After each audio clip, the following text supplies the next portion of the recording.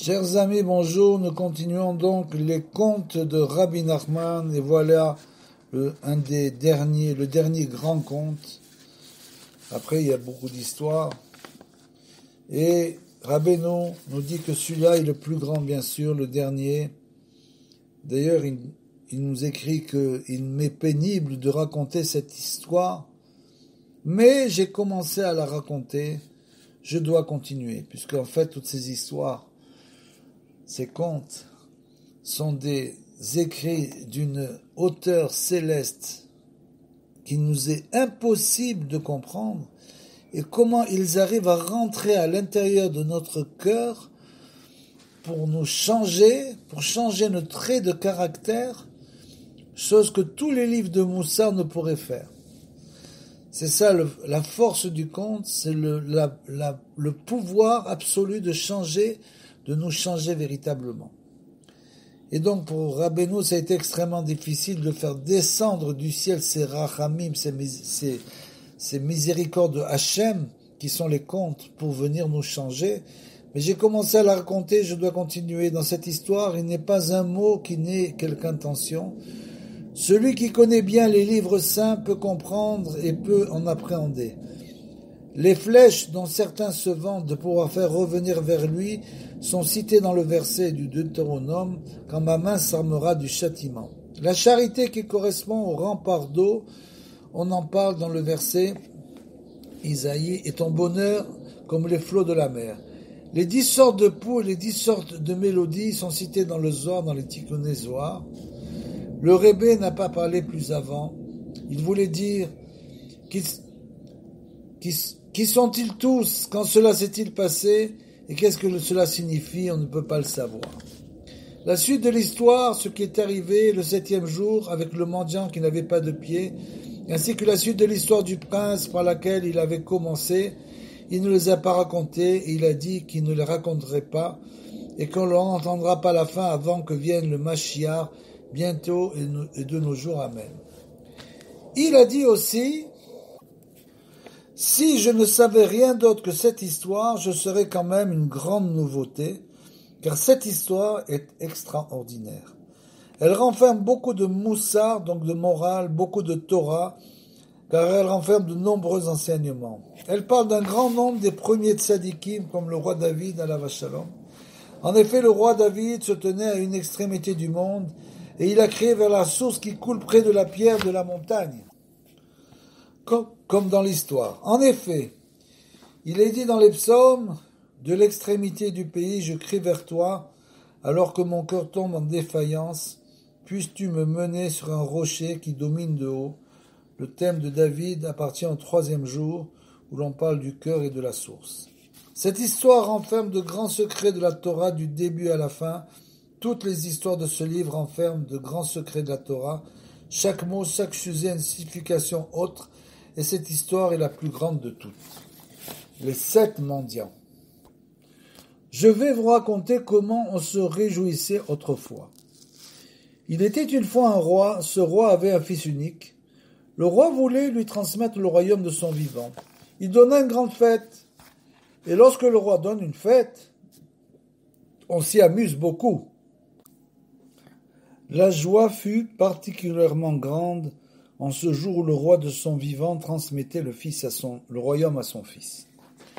Tous les princes, tous les ducs, tous les nobles assistaient à cette fête. Le pays était très content que le roi transmette le royaume de son vivant à son fils, car c'était un grand honneur pour le roi. La joie était très grande. Il y avait toutes sortes de festivités, orchestres, pièces de théâtre et autres amusements, bref, tout ce qu'il faut pour faire une fête.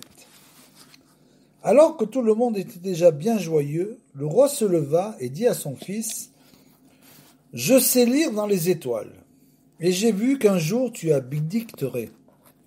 Par conséquent, veille à ne pas être triste si tu abdiques et sois joyeux. Même si tu es triste, je serai joyeux que tu ne sois pas roi.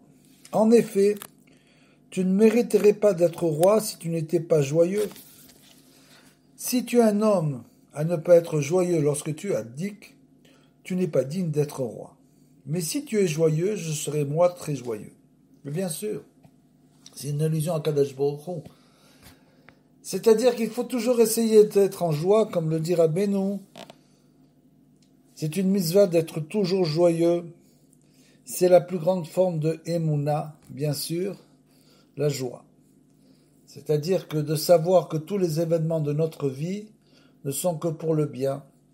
Donc quand ça va bien, quand on est content, quand c'est la fête, on est joyeux.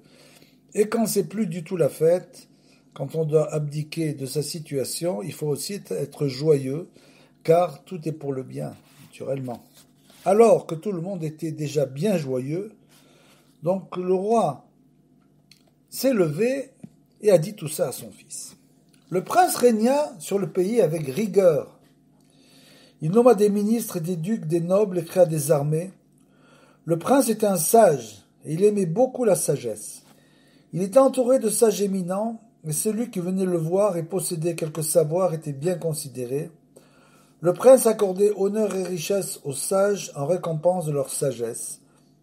Ce que chacun voulait, il lui donnait. Voulait-on de l'argent? Il accordait de l'argent. Voulait-on des honneurs? Il les accordait. Tout cela en récompense de la sagesse.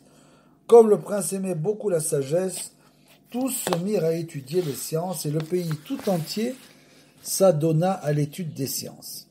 Celui qui voulait de l'argent étudiait les sciences pour avoir de l'argent grâce à cela, et celui qui voulait des honneurs faisait de même.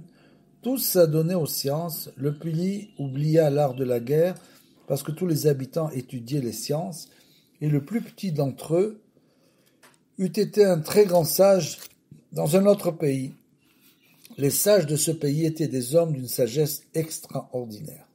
Et là, bien sûr, Rabbeinu fait allusion à ce qui est écrit dans le Likutei Moharan, que Chochot mazikot me'od et ben Adam, que les sciences, que ce soit les sciences profanes, bien sûr, c'est clair, mais aussi les sciences de la Torah, quand elles sont étudiées à outrance, sans y mettre le cœur qui correspond à la tfila et l'idbo des doutes, peuvent énormément endommager la conscience de l'homme, puisque tout reste dans sa tête. C'est comme si il acquérait une connaissance qui était bloquée, qui était fermée dans sa tête, et donc qui le pressuriserait. Donc c'est pour ça qu'il dit que les sciences, et même les sciences de la Torah, si elles ne sont pas utilisées comme il le faut, si elles ne sont pas étudiées comme il le faut, avec l'aide de la prière, bien sûr, les doigts des doutes, peuvent énormément endommager l'homme. Et donc les sages tombèrent dans l'hérésie à cause des sciences et entraînèrent le prince. Cependant, les gens simples ne furent pas atteints et ne tombèrent pas dans l'hérésie. La science des sages était si profonde que les gens simples ne pouvaient pas s'y plonger. C'est pourquoi ils ne tombèrent pas dans l'hérésie. Par contre, les sages et le prince devinrent hérétiques. Cependant, le prince était bon, car il était né doué de bonté et de bonne qualité. Il pensait souvent « Où suis-je? Que suis-je en train de faire ?» Et il gémissait et soupirait. Il se disait « À quoi cela rime de se plonger là-dedans? Qu'est-ce que cela peut me faire? Où suis-je » Et il soupirait.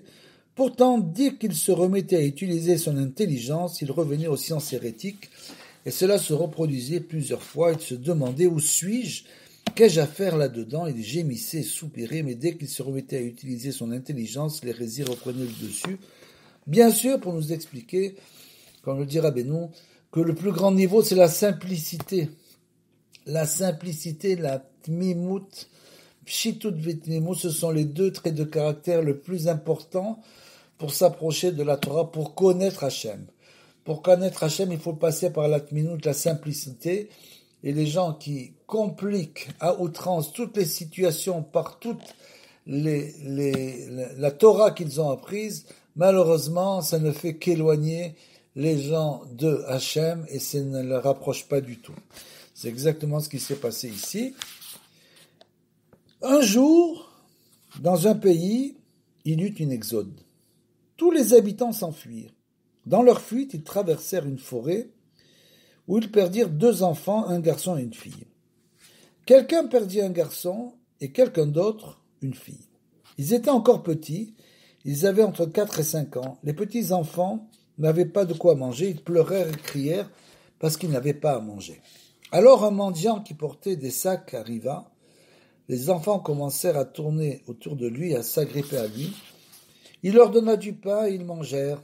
Il leur demanda « D'où venez-vous » Ils lui répondirent « Nous ne savons pas », car ils étaient encore petits. Il s'éloigna d'eux, mais ils lui demandèrent de les emmener avec lui. Il leur dit « Je ne veux pas que vous veniez avec moi », et ils s'aperçurent que le mendiant était aveugle. Ils furent très étonnés qu'étant aveugle, il sût où aller. En vérité, on peut s'étonner de ce que les enfants se soient posé la question, car ils étaient encore petits. Mais comme ils étaient intelligents, ils s'étonnèrent. Le mendiant leur donna sa bénédiction, « Puissiez-vous être comme moi, puissiez-vous être aussi vieux que moi. » Puis il leur donna encore du pain et s'éloigna. Les enfants comprirent que Dieu béni soit-il veillait sur eux et leur a envoyé un mendiant aveugle pour leur donner à manger. Puis le pain fut épuisé, ils se remirent à crier à manger. La nuit tomba, ils passèrent la nuit où ils étaient. Le matin venu, ils n'avaient toujours rien à manger, ils crièrent et pleurèrent à niveau. Bien sûr, l'aveugle, on le sait bien, c'est celui, pour arriver à ce niveau de simplicité et d'intégrité totale avec Hachem, il faut bien sûr être aveugle à ce que le monde nous montre, puisque ce monde est un monde à l'envers, comme c'est écrit dans la Gemara. Donc, du fait que c'est un monde à l'envers, il vaut mieux fermer les yeux à ce monde pour pouvoir intérioriser la parole divine.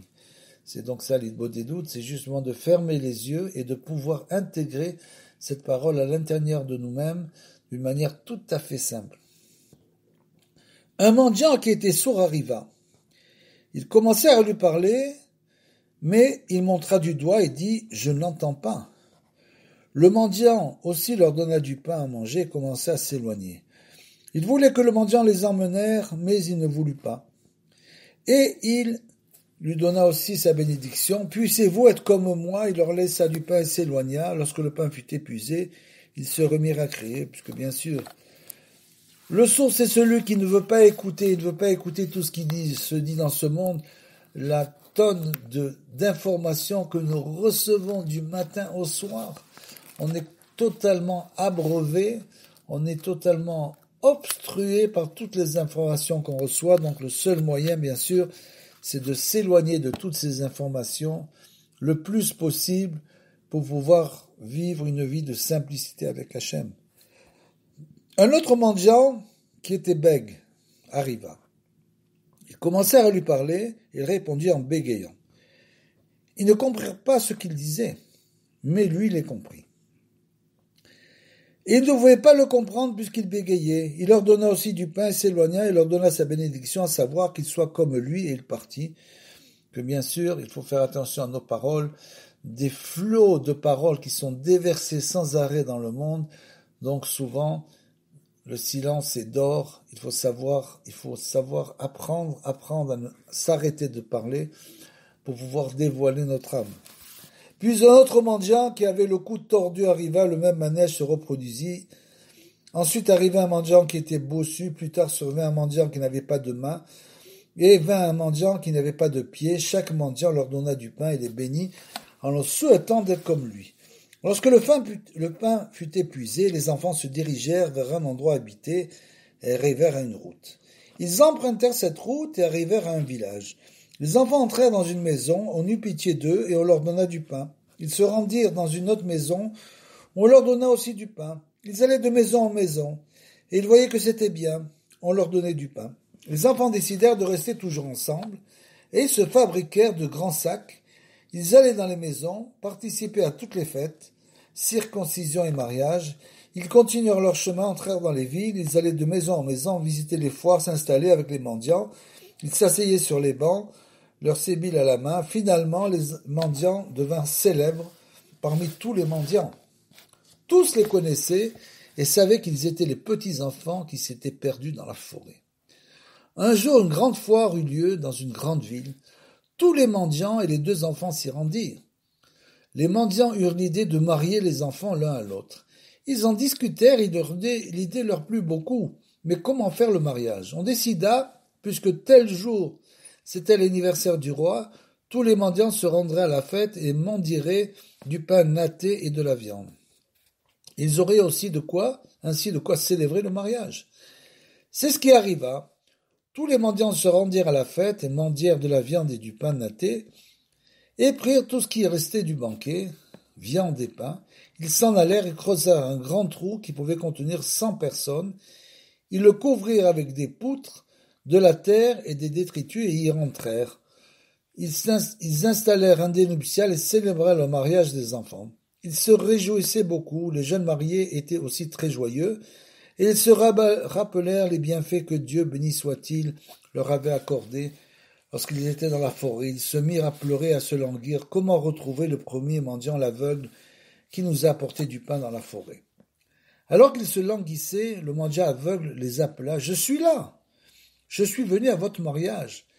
Et je vous apporte un drosh guérang.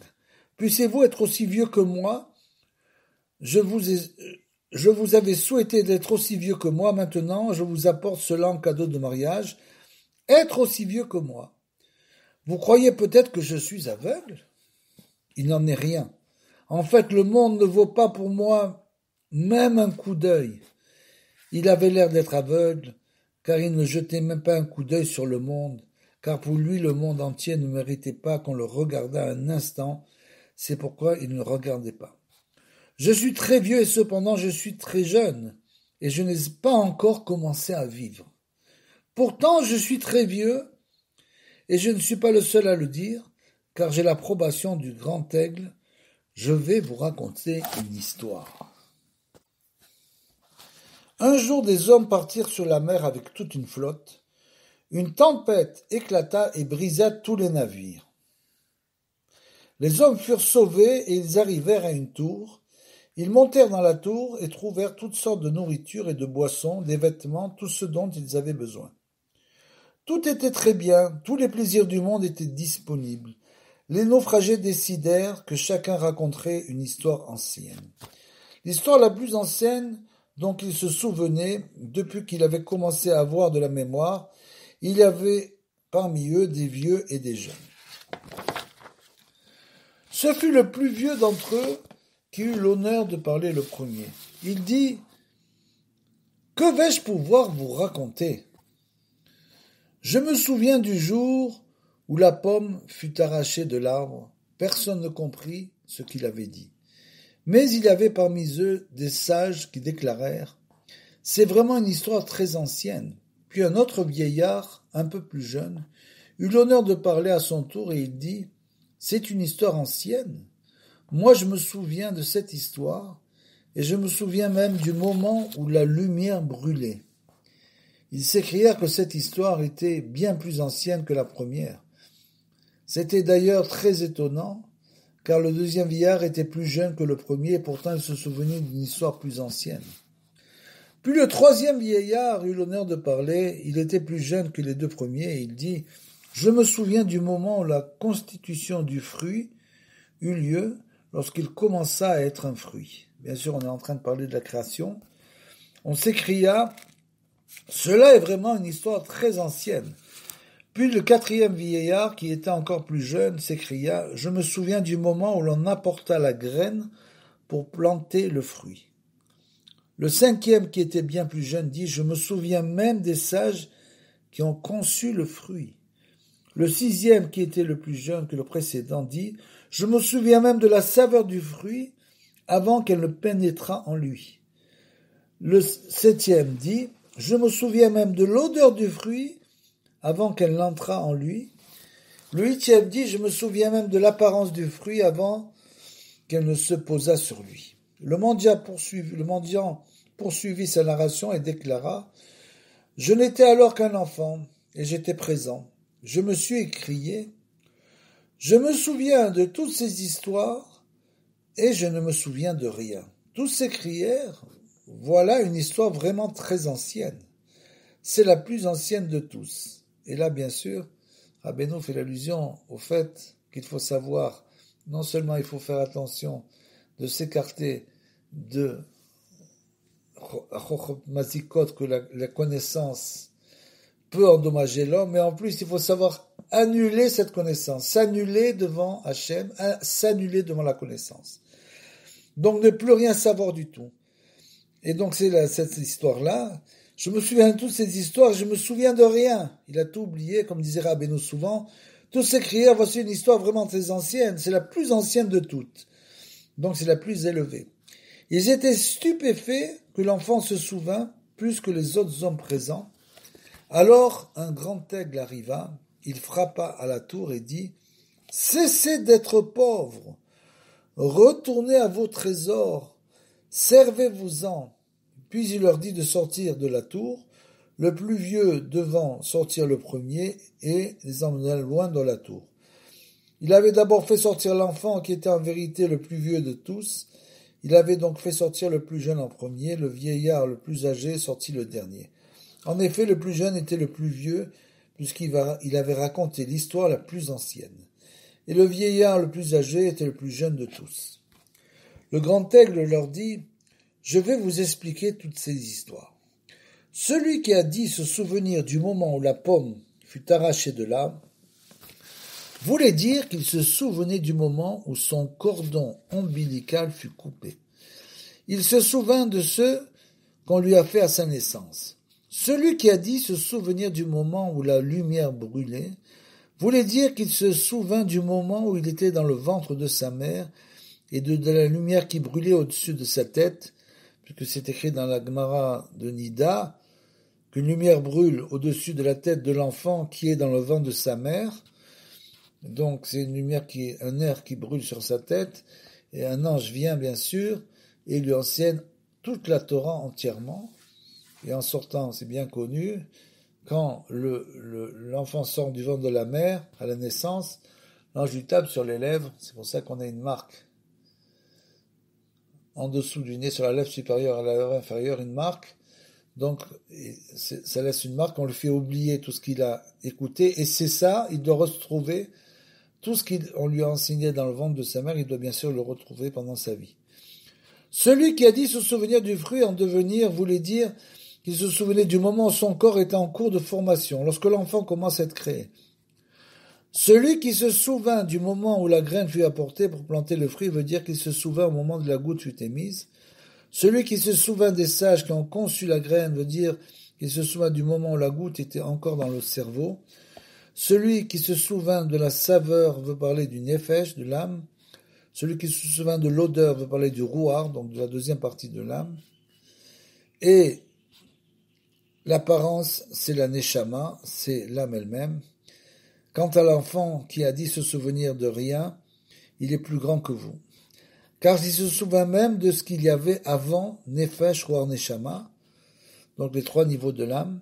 C'est pourquoi il a déclaré ne se souvenir de rien, puisque avant la création du monde, en quelque sorte, il y avait tout.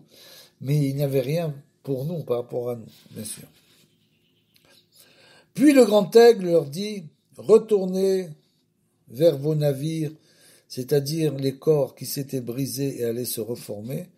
Retournez donc vers eux, et il les bénit, puis il me dit, toi, viens avec moi, car tu es comme moi.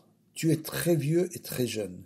Tu n'as pas encore commencé à vivre, et cependant tu es très vieux, et je suis comme cela aussi, car je suis très vieux et je suis très jeune. J'ai donc l'approbation du grand aigle pour dire que je suis très vieux et tout jeune. Maintenant, je vous donne cela en cadeau de mariage, être aussi vieux que moi. La joie et l'allégresse furent grandes et tous se réjouirent. Le deuxième jour des 7 jours de réjouissance, les jeunes mariés se souvinrent de l'autre mendiant, le sourd, qui les avait nourris en leur donnant du pain. Ils se languissaient. Comment faire venir le mendiant sourd qui nous a nourris? Alors qu'il se languissait, il arriva et dit, je suis là. Il se précipita sur eux, les embrassa et leur dit, je vous apporte votre cadeau. Être comme moi toute votre vie. Puissiez-vous avoir une vie heureuse comme la mienne, c'est ainsi que je vous bénis, et maintenant je vous offre ma vie heureuse, comme Rosh Gesson, c'est le cadeau bien sûr. Vous croyez que je suis sourd? je ne suis pas sourd, mais le monde entier ne mérite pas que j'entende ses défauts. Tous les bruits du monde ne sont que des défauts. Chacun crie à cause de son défaut, de ce qui lui manque. Même les joies du monde ne viennent que des défauts, car on ne se réjouit d'avoir obtenu ce qui nous manquait. Le monde ne mérite pas que j'entende ses défauts. Je mène une vie heureuse, car je ne manque de rien, et j'ai l'approbation du pays de la richesse pour dire que je mène une vie heureuse. Il menait une vie heureuse, et il mangeait du pain et buvait de l'eau. Je vais vous raconter une histoire, et il raconta l'histoire suivante. Il existe un pays rempli de richesses, ses habitants possèdent de grands trésors. Un jour, ils se réunirent, et chacun se vanta de la vie heureuse qu'il menait. En détail, je leur dis alors, je mène une vie plus heureuse que la vôtre. Et voici la preuve. Si vous menez une vie heureuse, aidez ce pays qui avait un jardin. Dans ce jardin, il y avait des fruits qui avaient toutes les saveurs du monde et tous les parfums du monde. Il y avait dans ce jardin toutes sortes de belles choses à voir, toutes les couleurs et toutes les fleurs du monde. Il y avait tout dans ce jardin. Il y avait un jardinier qui prenait soin du jardin, et le pays vivait heureux grâce au jardin. Mais le jardinier disparut. Tout ce qui se trouvait dans le jardin ne pouvait plus continuer à pousser, car il n'y avait plus de jardinier pour s'occuper du jardin et faire ce qu'il y avait à faire. Cependant, les habitants avaient pu continuer à vivre grâce au regain. Un roi cruel arriva, mais il ne peut rien leur faire. Alors il détruisit le bonheur dont les habitants jouissaient grâce au jardin.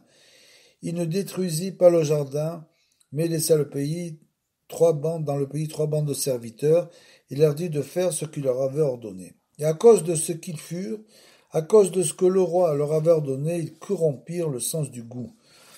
Celui qui voulait goûter quelque chose ne sentait qu'un goût de charogne. Ils corrompirent l'odorat de telle sorte que tout avait l'odeur du galbanum. Ils corrompirent le sens de la vue, et la vision des habitants s'obscurcit, car si tout était entouré, recouvert de nuages, comme si tout était entouré et recouvert de nuages. Maintenant, si vous menez une vie heureuse, venez en aide à ce pays, je peux vous dire ceci. Vous ne pourrez pas l'aider, car vous allez être corrompus. Tout ce qui est arrivé aux gens de ce pays vous arrivera, votre goût, votre odorat et votre vue seront corrompus.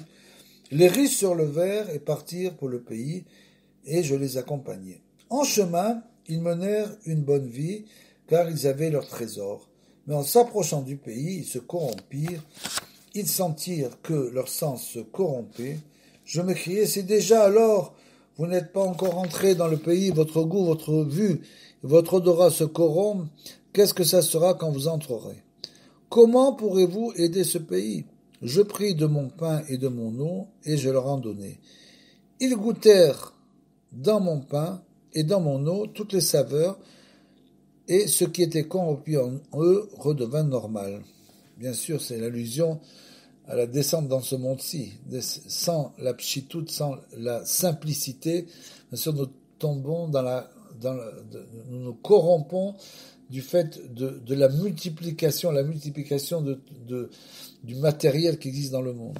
Donc il faut revenir au pain, à la simplicité. Les habitants du pays où se trouvait le jardin cherchaient le moyen de réparer ce qui était corrompu en eux. Comme il existait un pays de la richesse, ils se dirent que leur jardinier qui avait disparu était de la même souche que les habitants de ce pays qui menaient une vie heureuse. Ils décidèrent d'envoyer des émissaires dans ce pays pour demander de l'aide. Ils envoyèrent ces émissaires qui partirent et rencontrèrent les gens du pays de la richesse qui se rendaient dans le pays du jardin, qui leur demandèrent « Où allez-vous » Ils répondirent « Nous allons voir les habitants du pays de la richesse pour leur demander de l'aide. » Ils répondirent « Nous sommes les habitants du pays de la richesse et nous allons chez vous. » Je dis alors, vous avez besoin de moi, car vous ne pouvez pas aller chez eux et les aider, restez ici, je partirai avec les émissaires pour aider les habitants. Je partis avec les émissaires arrivés dans le pays, j'entrai dans une ville et je vis arriver des hommes. L'un d'eux fit une plaisanterie, d'autres gens arrivèrent et il y eut tout un groupe de gens qui plaisantaient et riaient. Je tendis l'oreille et je les entendis proférer des obscénités. L'un faisait une plaisanterie obscène, que l'autre rendait plus obscène, et il riait et en tirait un grand plaisir, comme cela se le passe d'habitude. J'allais plus loin, dans une autre ville, je vis deux hommes qui se querellaient en affaires, ils se présentèrent devant le Beth Din qui trancha.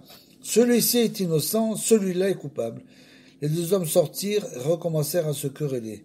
Ils dirent qu'ils n'acceptaient pas la décision de ce Beth Din et qu'ils en voulaient un autre. Ils choisirent un autre Beth Din et exposèrent leur affaire.